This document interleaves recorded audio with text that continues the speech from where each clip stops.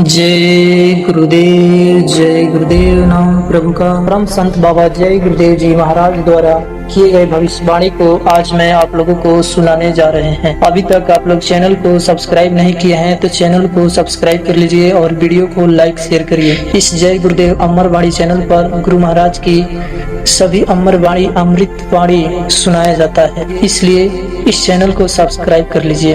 तो चलिए वीडियो को स्टार्ट करते हैं, ध्यान से सुनिए। स्वामी जी महाराज 13 अक्टूबर 1971 को सत्संग सुनाते हुए इस भविष्यवाणी को बताए। स्वामी जी ने ग्रामीण जनता को बताया कि भविष्य में महंगाई अभी और बढ़ेगी, चीजों का दाम कई गुना बढ़ जाएंगे। तुम हड़ताल आंदोलन तोड़फोड़ बंद कर दो। अगर मुंबई कलकत्ता लखनऊ जला दोगे तो इसका भारा संपूर्ण देश को उठाना होगा। सरकार के पास कोई कारखाना नहीं चलता है जिससे नुकसान की पूर्ति की जाएगी। सारा का सारा बोझ तुम्ही पर लदा जाएगा, फिर तुम्हारी कमर तोड़ दी जाएगी।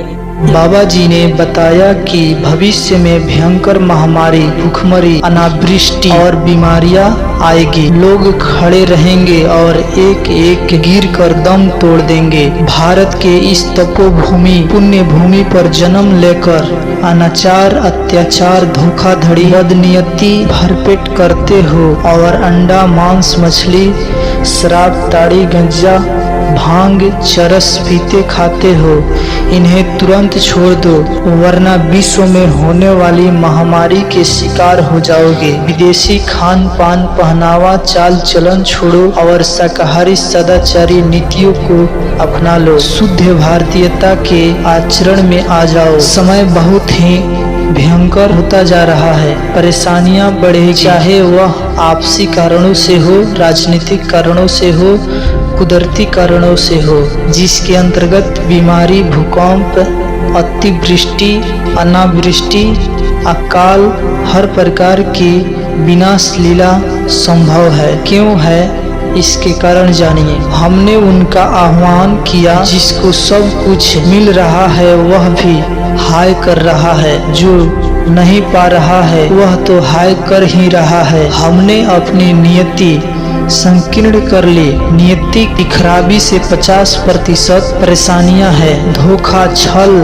फरेब, झूठ, कपट, लड़ाई झगड़े, दूसरे हमारी धार्मिक भावनाएं समाप्त हो गई। ईश्वर के प्रति हमारी आस्था समाप्त होने से, पाप पुण्य की भावना समाप्त होने से मनमाना कार्य होने लगा है। स्वेच्छाचारिता बढ़ती जा रही है तो परेशानियां आएगी ही। यह परेशानियां कम अथवा दूर कैसे हो सकती है। हम धर्म अपना ले, धार्मिक पुरुषों की महत्ता के आगे नतमस्तक हो जाए, हमारा खान पान रहन सहन ठीक हो जाए। हम परिवार नियोजन का पाप सर पर ले रहे हैं और कुदरत का एक तूफान सृष्टि नियोजन करने लग दो।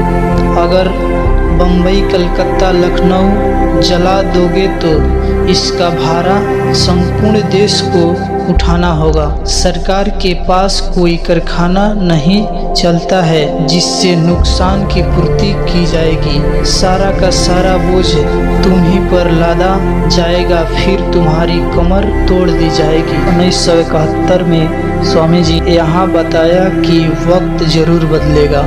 स्वप्न में मैं रोज देखता हूँ, ऊपर से आदेश होता है कि लोगों को बता दो सन 1970 से 80 तक कचूमर निकल जाएगा। सन 1970 में मैंने बताया था, किंतु भौतिक युग के लोगों ने कुछ ध्यान नहीं दिया। मैंने कहा था कि एक प्रकोप आएगा कि मुसलमान आपस में लड़ जाएंगे और लड़ मरेंगे। अब फिर कह रहा हूँ कि आगे सूखा पड़ेगा और अन्न नहीं मिलेगा। करोड़ों लोग भूखे मर जाएंगे। स्टॉक रखने वाले स्टॉक खराब हो जाएगा। जो काम नहीं आएगा उसमें कीड़े लग जाएंगे। उसी समय एटम बम के परीक्षण से गर्मी के कारण सारी दुनिया में हाहाकार मच जाएगा। जनता और राजा में गद्दर होगा। भविष्य में एक ऐसा समय आएगा कि आदमी आदमी को उठाने वाला नहीं मिलेगा। विश्व में अनेक घटनाएं हुई, चाहे वे भूकंप से हुई हो, समुद्री तूफान से हुई हो या लड़ाई से हुई हो, और लोगों ने देखा कि लाशें पड़ी रही और उठाने वाले नहीं मिले। ये सभी कुछ चेतावनी के रूप में हो रहा है। भविष्य का जो नक्शा मैं देख रहा हूँ वह बहुत ही भयानक है। जो लोग मेरी बातों को नहीं मानेंगे और मांस, मछली, अंडा, शराब आदि नशीली वस्तुओं का सेवन करेंगे, आंदोलन, हड़ताल, तोड़फोड़ कराएंगे, उन्हें माफ नहीं किया जाएगा और उनके ऊपर कुदरत अपना डंडा घुमाएगी। इसलिए अच्छा है कि अभी से चेत जाए। बम्बई में बाबा जय गुरुदेव जी ने कहा कि इसी समुद्र से ऐसे तूफान आएंगे कि मुंबई की कुछ बहुत सी इमारतें नष्ट हो जाएगी। इसी समुद्र में ऐसी स्थिति उत्पन्न होगी कि तमाम मछलियां मर कर सड़ जाएगी और उनकी दुर्गंध या अन्य प्रकार की दुर्गंधों से अनेकों प्रकार की बीमारियां फैलेगी। आप इस बात को अच्छी तरह समझ ले कि मैं हर नीति को जानता हूँ, पाप नीति को भी जानता हूँ और पुण्य नीति को भी जानता हूँ। मैं राजनीतिक, समाज नीति, धर्म नीति, कर्म नीति को समझ सकता हूँ। आपको राजनीतिक अभी मालूम नहीं है। राजनीतिक किसे कहते हैं? आपने कुछ एक और गुरु महाराज की अमृत संदेश। स्वामी जी ने बताया कि मेरे इस शरीर का नाम तुलसीदास है। मैं जय गुरुदेव नाम का प्रचार करता हूँ और जय गुरुदेव नाम का उच्चारण खुद करता हूँ। यह नाम उस परम पिता अनामी महापुरुष का है जो अखिल विश्व का नायक है। उसने अनेकों राम, अनेकों कृष्ण, अनेकों ब्रह्मा, अनेकों विष्णु, अनेकों शिव, अनेकों ईश्वर, अनेकों खुदा पैदा किया है। वह सबका सृजनहार है। जय गुरुदेव नाम को याद रखने से तुम्हें आराम मिलेगा। किसी भी मुसीबत में इस नाम को याद करो, तुरंत रक्षा होगी। आगे यह नाम संसार के बच्चे बच्चियों के जवान पर आ जाएगा। गुरु महाराज पहले से बताते आ रहे हैं कि जय गुरुदेव परमपिता परमेश्वर का नाम है। उसको उच्चारण करो और उच्चारण अपने बच्चे बच्चियों से कराओ, उससे रक्षा होगी। देखो, जब खेत में अनाज डालना तो ऐसे डालना या बो देना, तो जय गुरुदेव बोल के बोना तो खूब ज्यादा अनाज पैदा होगा, फसल अच्छी होगी, बहुत अच्छी फसल होगी। तुम देखना उसको, तब तुमको जब किसी कोई बच्चा बीमार हो, स्त्री बीमार हो, तो जय गुरुदेव बोल के दवा खिला देना, देखो कितनी जल्दी ठीक हो जाता है। तो तुमको एक चीज पकड़ा दी है, इसको याद रखना, कभी मत भूलना, चाहे कोई कितना भी कहे भूल जाए, तुम जय गुरुदेव परीक्षा लेते रहना कि जरा देखे जय गुरुदेव बोल के हमारा लाभ होता है कि नहीं होता, तो तुमको पता चल जाएगा। तो बाबा जी तुमको कहे जाते हैं, हमारा नाम तुलसीदास, आश्रम है मथुरा में, और जय गुरुदेव नाम का प्रचार करता हूँ। वो भगवान का है, वो किसी आदमी का नाम नहीं है। इसमें कभी किसी संदेह में मत रहना। अच्छा, बोलो जय गुरुदेव, बोलो जय गुरुदेव। देखो, मेरी बात खुद सुन लो। जो बोरा पहले हुए हैं, फिर बोरा उतारना है,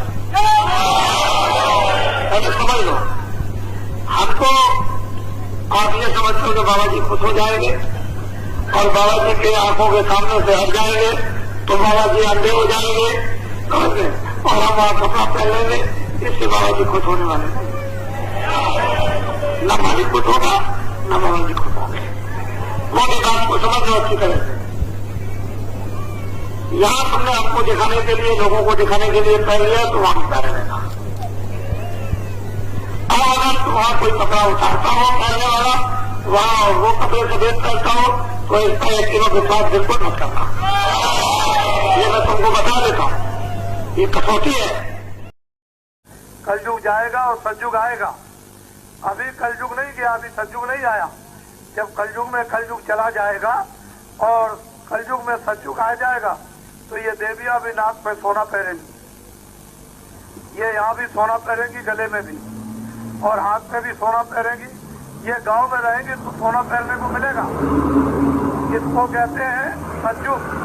और सबको भोजन मिलेगा और सबको कपड़े मिलेंगे और सब लोग सुधर्म का पालन करोगे, सबके सब धर्म का पालन करोगे, मनुष्य धर्म का, और ईश्वर को सबके सब याद करेंगे, भगवान का भजन करेंगे, तो सतयुग आएगा। लेकिन अभी आया नहीं ना, अभी कलयुग गया। ये सारे देश में उसका बिगुल बज रहा कि कलयुग जाएगा और सतयुग आएगा, और तुम लोग तैयार हो जाओ।